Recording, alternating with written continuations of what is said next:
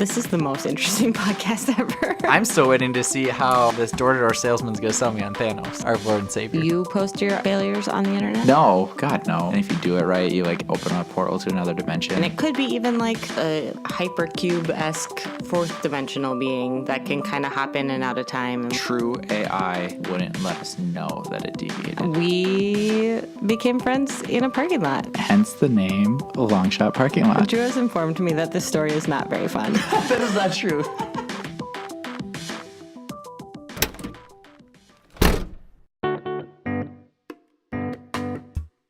Welcome to the Long Shot Parking Lot from Petrichor Media. I'm your host, Drew Tessing. And I'm your other host, Katie Lee Robinson the first. Wow. Mm-hmm. Can I get your social security number while I'm at it? So I'm really bad at putting things off. Yeah. And I don't know where my birth certificate is right now. Like in the process of getting my passport 10 years ago, I have no idea where it ever went. And I don't have my social security card because, again, I've moved like every year for the last 15 years and who the hell knows? That is giving me anxiety. I know.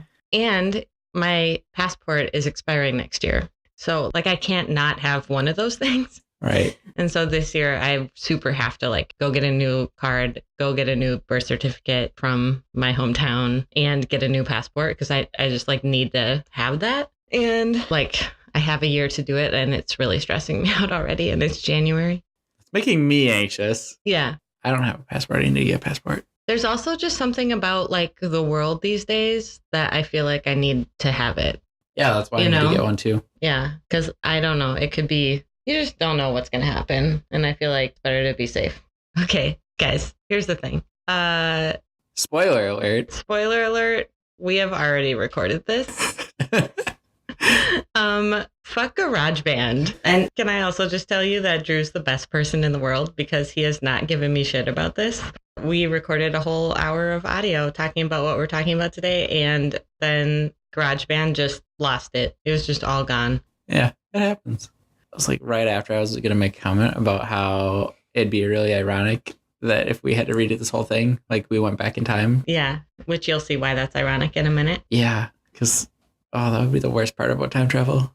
Yeah, to have to redo conversations you've already done. Yep. Yeah, and to try and kind of keep track of, because if you didn't have the exact same conversation every time, then you'd have to always keep track of what you already talked about and what you didn't, which would be the worst. Yeah. So you'd kind of have to just do the same thing all the time. Yeah. And I already have the problem with like overthinking and all the conversations I have with myself in my head. And it's like, oh, well, they already said this. And then they talk to people and I'm like, no, wait, I was talking to myself when I did that. Yeah. I think my problem is kind of the opposite is I assume that anything I've said just happened in my head. And then I end up saying things to people multiple times all over again. Yeah. I just had something pop up on this day on Facebook that was like, I asked my coworker, do you watch Parks and Rec? And she's like, nope. And I'm like, do I ask you this every day? She's like, every day. So anyway. So we're going to talk about time? We're talking about It's about damn time we talked about it. About damn time. We've made that joke like 5 million times. You know what? It's still funny. It's still funny. Yeah. So Drew mentioned on the podcast a couple weeks ago that we should watch About Time, or he's been meaning to. And I saw that it was on HBO now, and so I watched it, and I was kind of expecting it just to be a cute little rom-com, and it ended up being just like so fucking good. It like you can't even say it's so good. You have to add the fucking. Yeah. Because it's so fucking good. It's and I've been doing this thing where I've been trying to just watch through movies that I want to see that I haven't seen before. So I just have been kind of like plugging through them. And on About Time, I like dropped everything and I sat and watched it and I did not look away except for the one time when I texted Drew and I was like, oh my God, you have to watch this movie. Right. Yeah, it was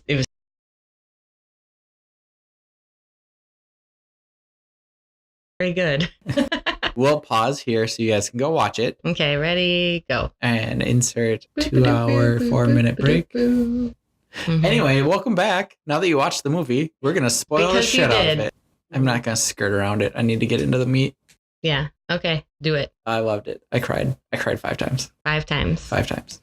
So just a brief synopsis, kind of, so you have a background. I mean, you just watched the movie, so you know. But so all the men in the main character's family can time travel, and it's just a very easy mechanic of how they time travel and how they can kind of go back to wherever they want by just thinking about it. And like once Tim, the main character, who is Donal Gleeson. Yeah, because it's like tonal with a D. Yeah. Once he finds out how he does it, he's like, I want to fall in love. Like, I'm going to use it to find love. Because at first he's like, well, money would be obvious or success or whatever. And his dad kind of is like, it's been tried and it just, trust me, it doesn't really work. It's not, yeah, you don't get happiness out of that. And he talks about all his, like, the dad's brother, and, like, his uncle. Yeah. He did it, and, like, he didn't have any friends, didn't have any happiness or whatever. And, you know, just kind of how that works. You know, the dad's thing was, like, he wanted to read books. So, like, he used his power to just read a shit ton of books. So, yeah, when they tell their kids, it's like when they turn 21. So he's like this 21-year-old who doesn't have a girlfriend just after New Year's. And he's like, okay, this is a weird joke, Dad. It's like, no, really, this is just such a weird joke. Yeah. Like, why? Yeah. So then he tries it and he comes back to talk to his dad and he's like, okay, what the heck? And that's when they kind of talk about the whole thing. And he's like, I want to fall in love because he's this awkward kid, you know? Yeah. I also had to get over kind of like, I was like, well, why is it only the men? You know, because I thought that was kind of like, I don't know, men already have everything. Like, why? You know, right. But then I had to like, I realized pretty quickly that it's a metaphor movie. It's not about the time travel. It's not about having a gift. It's about the relationships that this guy has, particularly with him and his dad. So I got over it pretty quick. But at first I was like, seriously? Yeah. You know? And it's one of those things where it's like, it limits the movie so you don't have to like, you know, there's not too many paradoxes you have to deal with or so it limits the movie that way, and it shows that it's Y chromosome linked, kind of thing. But think if this was more common, and in the world, women couldn't time travel, but men could. Fuck, I would not want to live in that world. No, it'd be so bad. It'd be so bad. Like, actually, it would explain a lot about history at this point. Okay, you're right. Shit, yeah, I don't want to live in this world anymore. But as long as it's just you were raised well by Bill Nighy and he was a good dad, right? Then it worked. Yeah. So yeah, that's kind of the basics of the time travel. Then he quickly learns, you know, that you can't make somebody fall in love with you because he tries to get this girl over the summer, Margot Robbie. Yeah. I didn't place her while I was watching the movie. Really? I thought she looked familiar, but yeah. I think I like IMDb'd it when I was like going to stream the movie. I saw that Margot Robbie was one of it, so that's how obviously it's Margot Robbie. Yeah, but like that's one of the reasons. I was like, oh hey, it's you. Didn't know she was in the movie, so I saw her name before I saw her face. So, but which is funny because she's not really a big part of the movie. No, like, it's just his like first love, even though it's not really. She like makes an appearance in the first act and then comes back. Yeah, it's weird because he's like, I'm gonna make her fall in love with me, and then he goes and talks to her. And like it's awkward, and he's like, I'm gonna redo it. And he redoes it, and he's all smooth. But you had made a comment last time we recorded this about how you think he did it multiple times. Yeah, like to be that smooth. Well, because there were several interactions with her where it felt like he did it once really bad, and then the second time we saw him, it was like too smooth. Like you've tried this many times to get this perfect. Yeah. But yeah, he like talks to her at the end, like the last day that she's staying there for the summer, and she's like, well, if you hadn't just came on the last day, like maybe we could have done something, but it's not going to work on the last day. So he goes back and tries it earlier, and she's like, well, talk to me on the last day and we'll see. And he's like, well, that's not going to work. So that's when he kind of realizes like it's not meant to be. So he moves on. It's like Aladdin rules. You can't make anyone come back from the dead. You can't make anyone fall in love with you. Yep. Yeah. Yeah. It's really good way to look at it. Yeah. So then he goes on living his life, moves to London, meets this playwright who is his dad's friend. Yeah. Well, he moves in with him. Yeah. Who's like recently divorced. And this is where I started watching the movie going, this is what I would do in his shoes. Because he walks into, like when he first meets him, he knocks on the door and the guy's like, what do you want? Like, I was just having the first good idea I've had in 10 years or whatever. And I was like, well, I would just go back and wait 10, 20 minutes before I go to this house. And like, there you go, buddy. Here's your good play. So yeah, that was one of the, like, that's when I was like, here's what I would do if I had time travel powers and I was in his situation. So yeah, that's when that starts. And then he becomes a lawyer. He meets his friend, Rory. Mm-hmm. And then his old friend and him go on a date. No, they go to a bar. No, restaurant. Yeah. A blind restaurant. Yeah, they go to this restaurant where all the waiters are blind and everything is completely dark. So they sit down at a table and they're seated with these two girls, but they don't see them. But Tim hits it off with this girl, Mary. Mm-hmm. And, but they don't know like what each other looks like. And so at the end, you know, he's waiting outside for her. And then there's the reveal moment. Yeah. So gets her number, does all that, and then goes home. And it was like really good. Like they had really good conversation, really good chemistry. You're like, oh, this is it for sure. Right. This is how you know. Mm-hmm. Yeah. And then he goes back and finds out that his roommate, playwriter, has play open that night and it failed. It just bombed. So he's like, oh, well, like what happened? You know, the actor forgot his lines. So that's when he decides to be unselfish and go help the playwriter dude. And he goes and makes the actor remember his lines. But in the process, it's the same night as the date with Mary. Yeah. So he's like, after the play, he goes to call Mary and he doesn't have her number anymore in his phone. So he's like, well, fuck. So then he knew she liked Kate Moss and found out there was this exhibit and went there and had the most awkward fucking conversation. The whole time. She's like, so this is Tim, who we don't know, is a complete stranger. His mom's name is Mary also. And he's a stranger. We don't know him. Yeah. It was so bad. Yeah, it was so awkward. That was my least favorite part of the movie, is just his interactions with her, like right away. But you kind of believe him as an already really awkward person. Right. Who doesn't think that much about things. Yeah, because they established that pretty early. That he's awkward as fuck. Yeah, so then it's him figuring out how to meet her pretty quick. And he ends up going back to, like, she has a boyfriend. And he's like, when did you meet? And I was like, a week ago or whatever. So he asks a bunch of questions, like how to find her before they meet. So he does that and then meets her and feeds her some lines that she fed him, and to get her to at least go on a first date with him. Which again would totally creep me out if someone told me something that like is verbatim word for word my thoughts. Yeah, like super, super weird. But yeah, then they hit it off at this party and go get dinner. And I really liked her line of walking me to my car. Yeah. And he starts walking her to the car, and then they walk for a while and he's like, where'd you park? And she's like, well, at my house. And I was like, that's a good line. That's a good line. Yeah. I like that. I like in movies when girls are smooth. Yeah. Too, you know, because usually it's guys like tricking them into getting laid. And this time it was definitely her. She's like, I know what you want. And I want it too, so let's just go, you know? Right.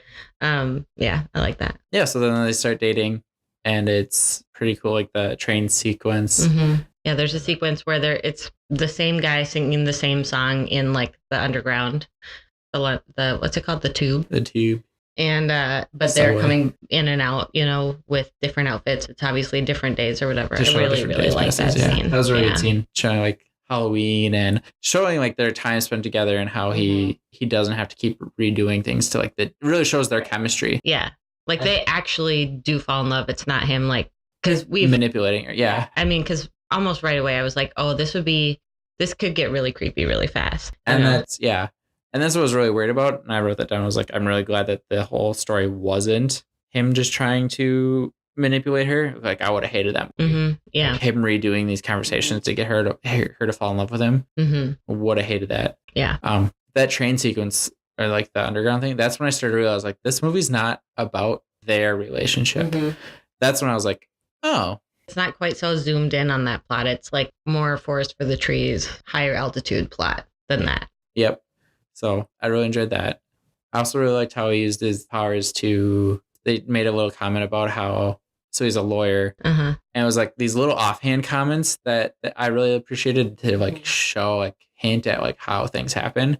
He's like, he's a really good lawyer and he always just happens to win the case. Like last minute, he thinks of something kind of thing. And it's like, he lost and went back in time and fixed it. Yeah. So that's which like thing. It tells you the plot without having to like, oh, here's a scene where he lost a case and then went back in time to fix it. Right. You know, it was like this tiny offhand comment where you're like, that's how he's a successful lawyer. He's using he's not using it only for love. He's using it to really better his life. Yeah. And that's another instance where like, if he weren't such a good person, it would be really bad because like he was like dickhead lawyer, defense attorney for actual could murderers. Make like the mob get off every time. Right. Yeah. So then he just lives his life. He has a kid has a couple kids or whatever, and he has a kid, and then his sister gets into a car accident, and he goes back to fix it, trying to figure out that whole, like, he's using his powers to fix his sister's life. Mm-hmm. In the process, loses his kid, like has a different kid. So he goes back, and this happened in Arrow too, where like, so in About Time, he goes back and he walks in and picks up his kid, and his kid who is a girl now is a boy. And he's like, what the fuck? And like sets the kid down, and he's like, oh no, freaking out. And in Arrow, that happened where like the Flash time traveled, but John Diggle, who's one of the characters on Arrow, had a daughter, and then the Flash went back and changed some stuff, and then came back, and now John has a son and had no idea. And then John eventually finds out that the Flash like changed the gender of his kid, and he's super pissed. So I don't know. And that made me think about that.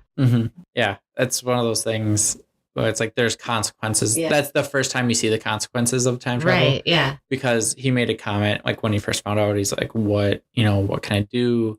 He's like, what about the butterfly effect? And he's like, well, we haven't really screwed up anything yet in our timeline. Yeah, so we'll just do it. And it's kind of like the Doctor Who way of thinking about it, which is like, A, why are you stepping on butterflies? And B, it by and large works itself out. Yeah, figures out. And that's when they also clarify, like, you can only travel in your timeline. Like, he's like, I can't go back and kill Hitler because I never met Hitler. Like, I can only do things that I've done.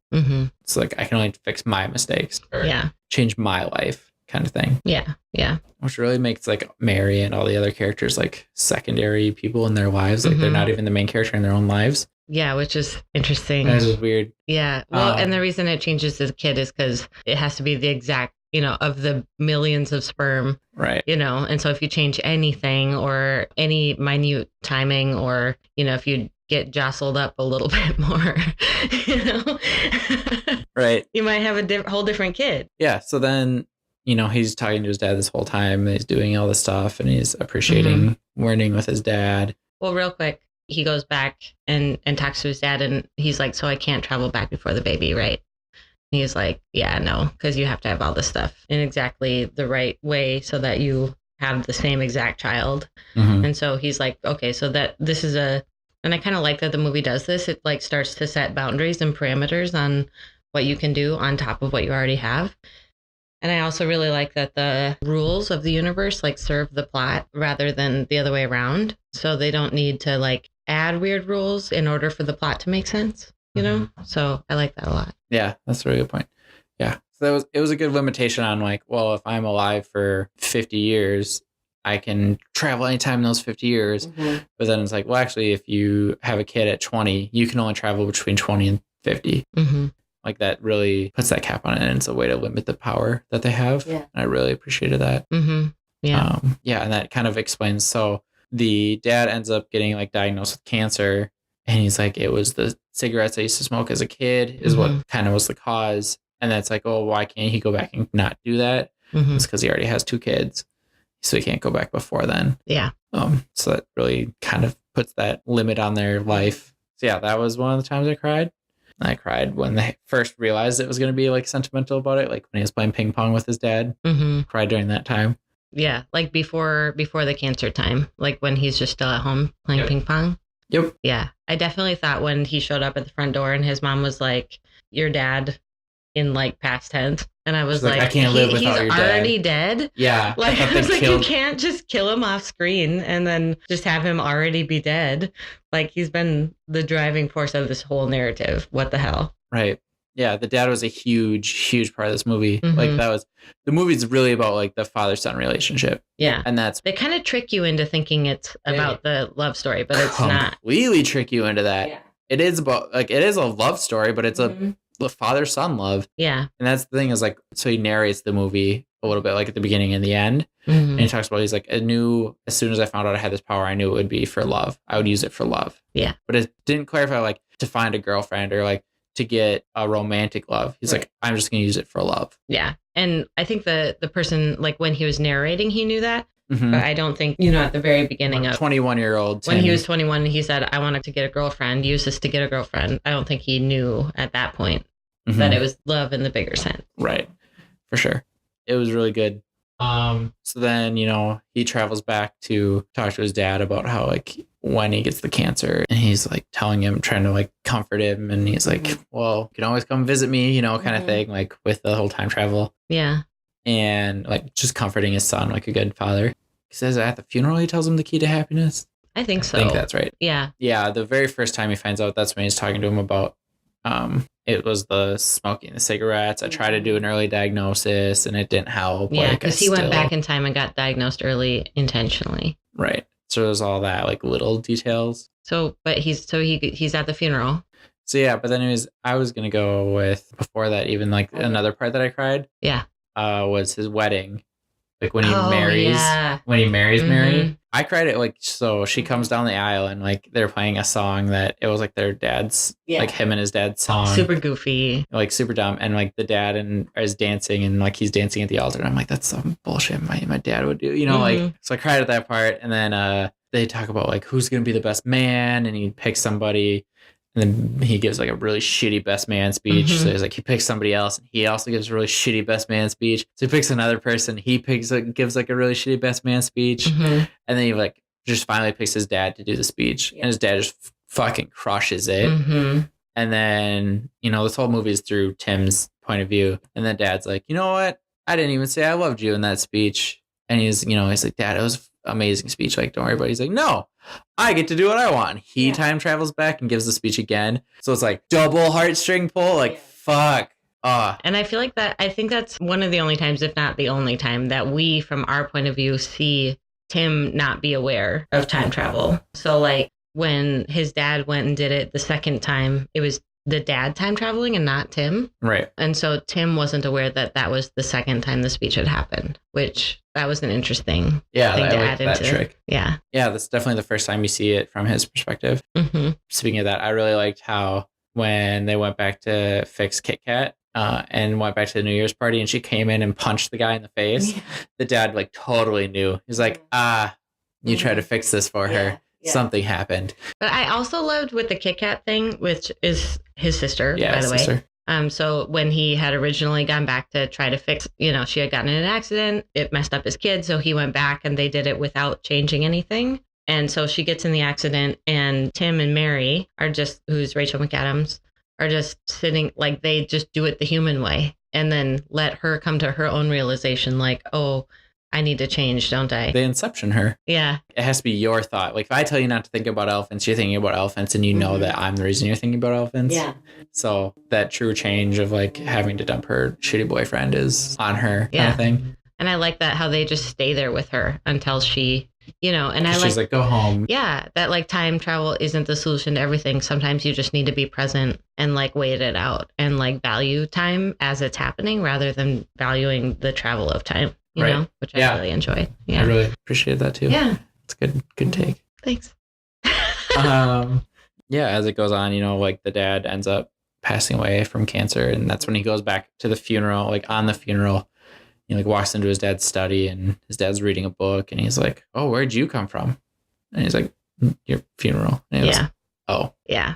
Yeah, kind of thing. Like the dad can tell when he's time traveled to that time, like just by the way he's acting. So I really like that. But then the dad's like, do you want to know the key to happiness or do you want to like figure that out on your own? And he's like, well, let's stop wasting time. Yeah. Like that. So he's talking about you live your life every day with the worries and stresses and, you know, highs and lows, everything. And then you go back and relive that day the same way, but only focus on the positive things, you know, take that time to stop and smell the roses and like admire the little things, like have the happy interactions. Don't get frustrated by little things because they're insignificant to them. You know what I mean? Yeah. So he just becomes like a generally better, happier person. Like one day he has a bad day and then he redoes it and he's like, oh, that was actually pretty good day. It was actually, a really good day. Yeah. Like made fun of his boss when his boss was being a dick. It was just nice to the cashier for, you know. Yeah, like took an extra second. And then like they're running late for something. He's like, you know, I've never really looked at this building and like read, like appreciated the architecture. Just, the little things. Yeah. That was really nice. So I really like the dad's key to happiness, just like that, stop and slow down and appreciate the positive things. And I've been trying to like just do that in general. New year, new me kind of thing. But yeah, as it goes on, he keeps going back and visiting his dad. So his dad like passes away, but he can still talk to him whenever, just because he can travel through time, which is huge, which is like what I would use time travel for. And then it's like, oh, those implications of that are really heavy. Well, because so you haven't really talked about your dad on this take yet, because you had said in one of our last ones that like if you could travel through time, you would go back and talk to your dad. Yeah. Do you think that if the men in your family could travel through time, is that what you would use this for? Like, would you do that? Yeah, absolutely. Yeah. I still would. Would you, at what point, like, is there a point where you would like move on and not do it anymore? I mean, the same way that he does. Yeah. It's the whole like let the kid thing be. Yeah. Yeah. So yeah, like obviously he's got 2 kids and then his dad passes away and he keeps going back. But then Rachel McAdams, his wife, is like, let's have a 3rd baby. Yeah. You know? Yeah. And he's like, oh, fuck. Not right now. Like, yeah. Can we wait? And then she's like, how about now? Yeah. 5 seconds later. Yeah. Yeah. So it's one of those things where it's like, he really has to make that decision to live in the past or live in the future, like move on. So I really liked that. That was another time I cried. So it's just one of those things where it's like, you have to move on at some point. Yeah. Whereas, you know, I mean, I've lived 16 years without my dad and 10 years with. So it's like at this point, you know, yeah, like I would still, obviously he's still a huge part of my life, but you know, I've lived a longer life without than I have with. So yeah. I mean, I have is not the same, but like I haven't had a relationship with my mom since I was like 15. And so there's a pre-life and a post-life, you know, that are very different. Mm-hmm. And I think it would be nice there's a version of her that I would still like to spend time with that probably doesn't exist anymore. Right. So, yeah. So, cause he's really faced with at that point, like, okay, this is it. And then he goes back cause his wife is about to give birth like any minute. And then he goes back to talk to his dad for the final time and that was right. Yeah. Play a game of ping pong. Yeah. He lets his dad beat him at ping pong. And I really like the comment about how his dad got diagnosed with cancer. His dad is known for a long time, right? Yeah. And he's like, yeah, that's why I retired at 50 to play ping pong with my kids. I'm just going to live my life out because I know I am going to get cancer at some point, you know? So do you think the dad lived until he died, like the day before he died or something, and then went back and just lived his life over again, like from day? Because how would he have known that whole time? He would have had to go back to 50, quit his job, and live all those days consecutively again, right? Yeah, I wouldn't say he lived up until the day he died. I would say he probably got diagnosed with cancer, went back, got diagnosed again, and was like still lived out to his expectancy when he got diagnosed the first time. Yeah. It's like, or maybe a little longer. Yeah, a little longer. And it's like, well, whatever. But then he, at that point, realized like he's still going to die, you know, at this age or this time, you know, kind of thing, like within that couple years. That's when he's like, well, all right, I've gone earlier and earlier and got re-diagnosed earlier and earlier. And the prognosis is still 65 or whatever that age is. Yeah. That's when I think he was like, all right, going back to 50, I'm going back to the time when I can retire and I'm just going to retire and live it out. Because even if I still want to, I can go back to that time, but I don't want to go back to work. Yeah. It is interesting. Like you could almost live indefinitely, like from your own perspective, because you could just keep going back and reliving those days over and over again. Like in his case, reading books, like he could just read new books. He could go back 1,000 times and relive those 10 years or 20 or 30 or 40 years over and over again if he wanted. It'd be interesting. And I don't think he would necessarily want Yeah, he doesn't seem like the kind of guy who would. No. But I bet other men in his family would. For sure. And that was one of those things where like if I had that power, he talked about like reading books was his thing. Like you take one day and you tell everybody in your family, like this day, I'm just going to like lock myself in my room and read all day. Like, don't bother me. Just give me 8 hours. I just want to read. And then you could always come back to that time and read a different book. So like in the grand scheme of like everybody's time,